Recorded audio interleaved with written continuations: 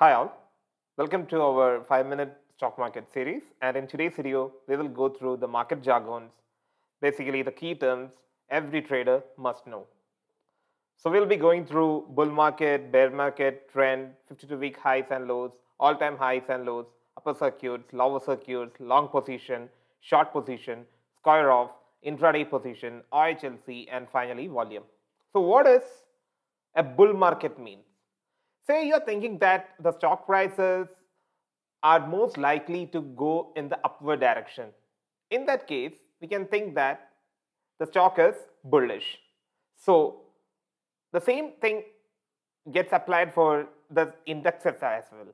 Let's say the Nifty or the Sensex. If you think that the Nifty will shoot up in near future, it's a bullish market. Now, what does a bear market mean?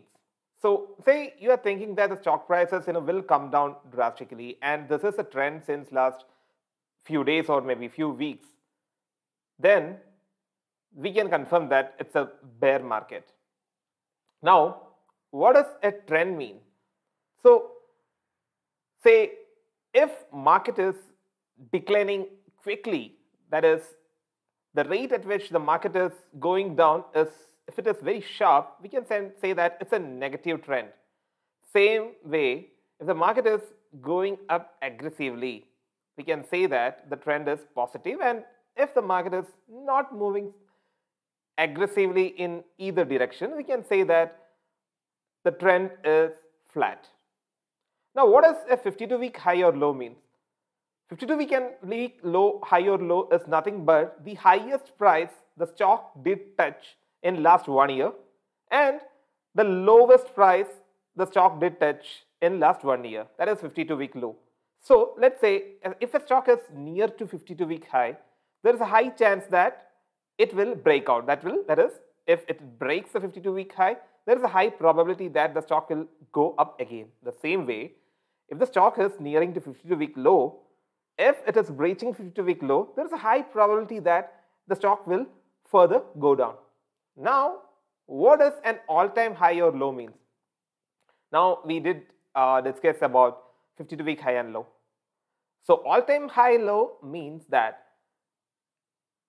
the highest price the stock achieved ever since it got listed on the respective stock exchange is nothing but the all-time high. The same way, the lowest price the stock did touch ever since the stock did get enlisted on the stock exchange is nothing but the all-time low. So now let's say, what is the upper circuit?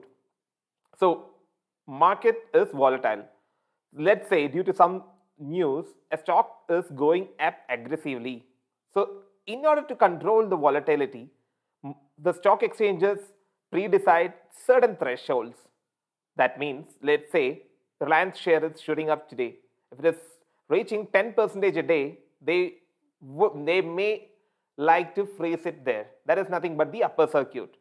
The same way, if the stock is declining fast and then the exchange does want to put certain limit or a threshold to it, it will go with a lower circuit. If the stock is, let's say, if the stock is declining 5% or 10% or 20%, depends upon the stock, the exchange would decide to freeze the stock. The stock will not go further. This is lower circuit. So now let's discuss what does a long position means. Say you are planning to buy certain shares of Reliance, or you already bought it. That means that you are in a long position, as simple as that. The same applies to the indices as well. Let's say you are optimistic that Nifty would go up. So you are buying the Nifty futures, for example. In this case, it's again a long position. Now, let's say if you are going to sell a stock, or if you are willing to sell a stock, it's nothing but the short position. You are going to short it. Short position means you are going to sell the stock first, and then you are going to buy it later when the stock price further goes down. This is nothing but the short position. Now, what does square off means? So let's say you are a day trader. We have seen the different types of traders in previous videos. So let's say you entered a position one fine day morning, and If it is a day trade, you will have to get out of that trade before the exchange closes for the same day. So let's say if you have purchased the stock, that is, you have bought a stock, in that case, you will have to sell that stock before the market expires the same day. The same way, if you have sold the stock first, if you had a short position, you will have to go back and buy back that share before the market ends. This is called as square off. That is, you are squaring off your position, whatever position you took in the morning.